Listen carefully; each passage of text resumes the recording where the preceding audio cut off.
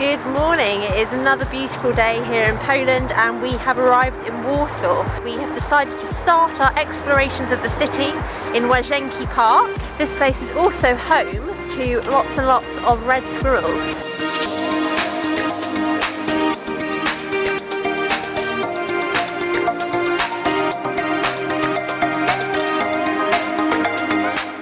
Just entered the park and we are looking for the King's Royal Palace.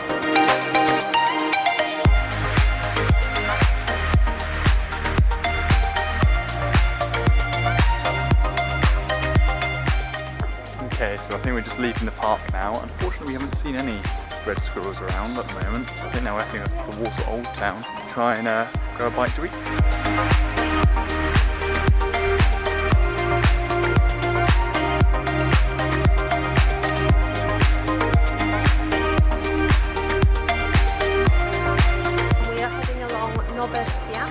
Which is a road that literally takes you from the park straight down to the old town. This place is full of restaurants and different cafes. We are going to find somewhere to eat and then spend the afternoon exploring the old town and seeing all the sights. This place was actually completely destroyed during the Second World War and you wouldn't be able to tell because it's been completely rebuilt as it was, and we were told that actually it was completely redesigned according to the paintings of an Italian painter, Canaletto.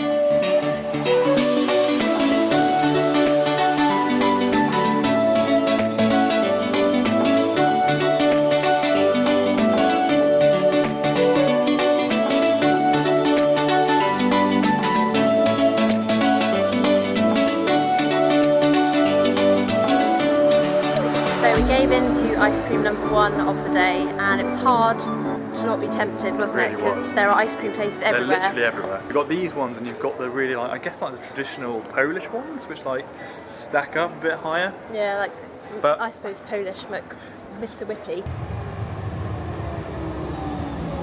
So it's our first evening here in Warsaw, and we've come out to Park Krasinskich, I probably pronounced that wrong, but it's this beautiful little park not far from our hotel, which has a lovely palace just across the lake. Currently, having looked at the map, we are in what was the centre of the Jewish ghetto.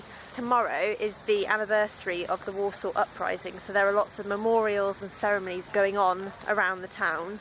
We've ended our evening stroll at the Poly Museum, and just opposite our museum, right behind us actually, is the memorial dedicated to the ghetto heroes from the uprising in 1943. The stone that was used to build this memorial was actually originally intended to be used by the Nazis to build a new Warsaw, but obviously the people of the city decided that that wasn't how they were going to use it, and instead decided to build this monument, which is just behind us.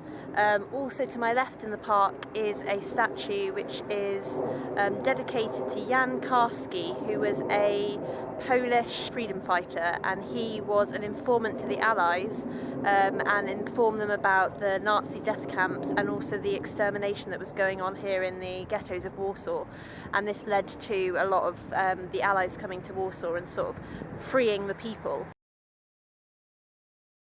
So it's our second day in Warsaw, and we decided today to come out to Wilanów, which is about 10 kilometres south of the city centre and can be easily reached by bus. This place has been referred to as the Polish Versailles and was built way back in the 17th century by one of the Polish kings. This has so much to see. There is 45 hectares of land here, and the park is full of loads of things to do. You can go around the gardens, you can visit the palace, there's even a rowing boat lake and a nature reserve.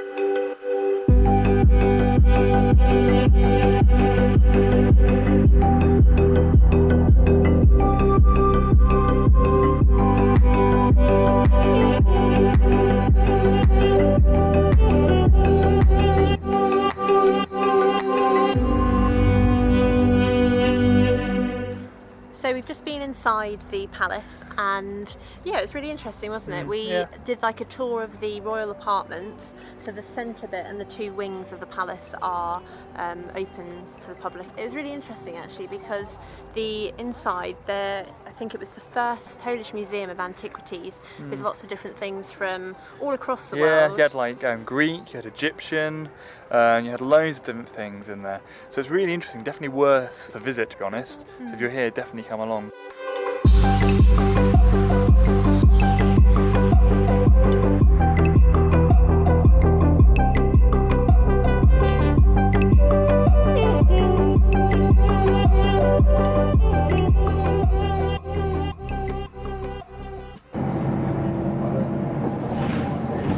We've just got off the bus and we've arrived at the Palace of Culture.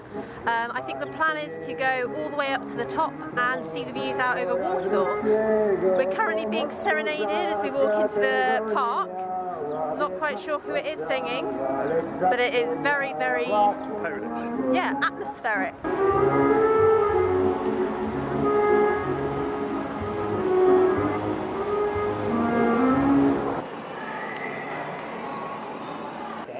So we're now waiting for the lift up to the top of the Palace of Culture and Science, which is going to take us to the 30th floor.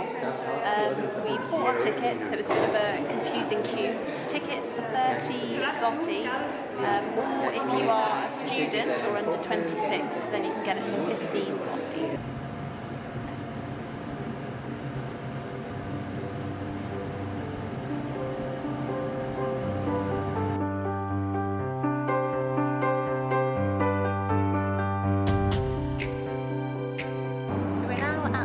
Of the Palace of Science and Culture. We're 30 stories up, and yeah, we can get some great views out over Warsaw. I've done my research and I have found out this place was actually built in 1955, and it was a gift from the Soviet Union to the people of Poland.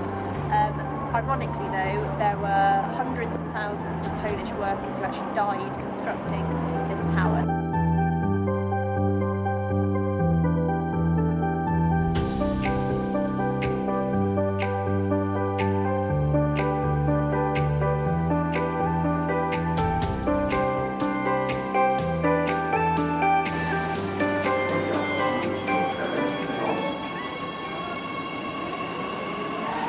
So we've just taken the underground to the Uprising Museum, as today is the anniversary of the Great Warsaw Uprising.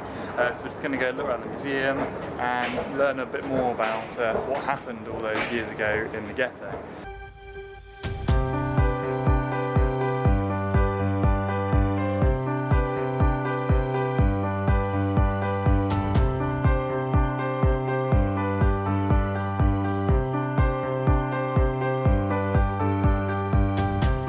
Just been to the Jewish Uprising Museum.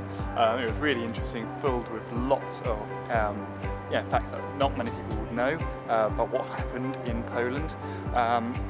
However, I do think it stood as a stark reminder of what actually happened in the war here in Poland. I think a lot of people actually forget how badly Poland was treated, and also like what bad a condition Warsaw was left in particular.